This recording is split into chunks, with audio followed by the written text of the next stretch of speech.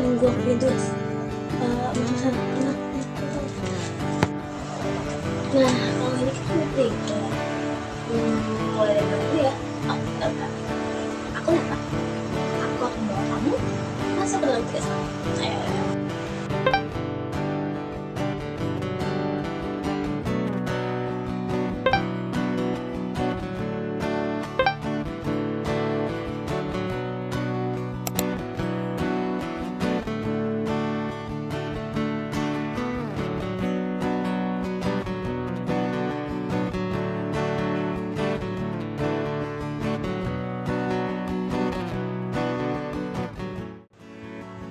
Video ini menunjukkan pengguna personal video applications working at a comfortable speed without any walking in. This video observes how color or frontal view to identify mediolateral deviation. The patient with unilateral lentivial agitation is able to walk independently, but exhibit an asymmetrical gait with compensatory movement. Still confused? Our friend has joined it to tell you more of the thing. Fibri will explain gait pace and observe gait deviation. Please, Fibri, this time is yours. 2. Gait pace. The gait deviation is mainly seen during the stand pace on the prosthetic side, especially from loading response mid-stance, where instability in the frontal plane become noticeable as body weight is transferred into the prosthetic limb. During stand pace, it shows abnormalities such as reduced smoothness initial contact, limit weight acceptance during loading response, rapid weight transfer to the sound limb in mid-stance, and early heel rise on the sound limb. While during swing pace, also exhibits issues like reduced form clearance, limited knee flexion, and caution for placement. 3. Observed gait deviation. The patient exhibits several gait deviation, include a lateral trunk length toward the prosthetic side during stand pace, followed by side-to-side body sway, indicate reduced frontal plane stability. There is also a pelvic drop on the sound side and a wider base of the support, suggests difficult maintaining trunk upright and pelvic level.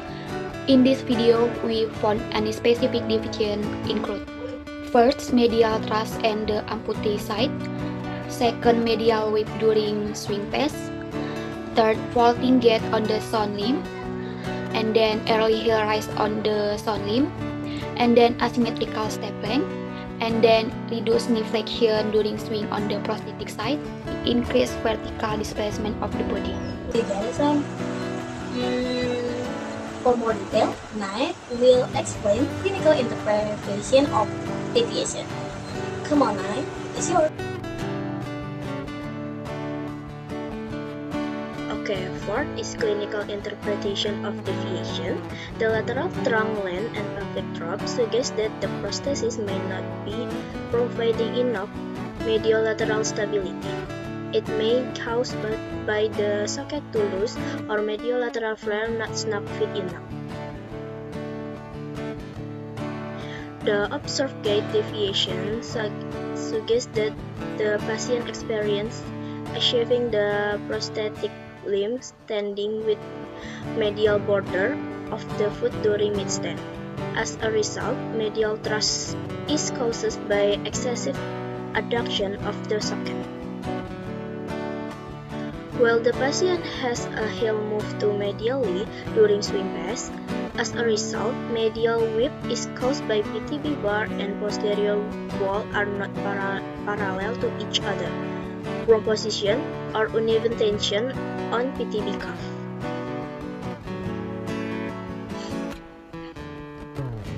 And the patient show the other deviation like vaulting is a compensatory gait because of adequate prosthetic limb clearance during swing pace, and other deviation is early heel rise on the sound limb, indicate increased release on the non-prosthetic side to assist prosthetic swing.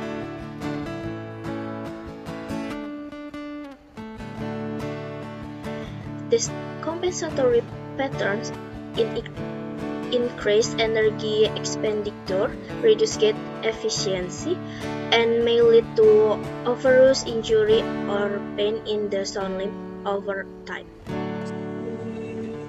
How to troubleshooting this nasty-built prosthesis? Can you explain me, Natala? It's yours. And the fifth is troubleshooting. There are the three things to consider. First is prosthetic management, second is gait training and rehabilitation, and third is patient education. Prosthetic management, the first is to check the socket fit. Second is making sure the prosthetic length is equal to the sound side. The last one is evaluating the alignment and mediolateral stability of the prosthetic foot, particularly in the sagittal plane. And the second one is gait training and rehabilitation. It's providing gait training to improve weight acceptance on the prosthetic knee, and strengthening the hip abductor muscles to help control the pelvis in the frontal plane. Training to improve knee flexion during swing phase, and gait to education to reduce faulting strategy. And the last one is patient education. Education on proper gait mechanics for increasing patient confidence and trust in the prosthesis.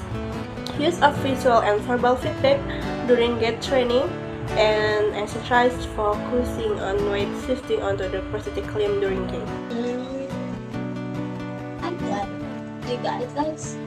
In conclusion, patient has any gait deviation, like including lateral trunk, medial thrust, and medial width, is indicated for this medial lateral stability and possible prosthetic alignment issues, requiring adjustment and gait training.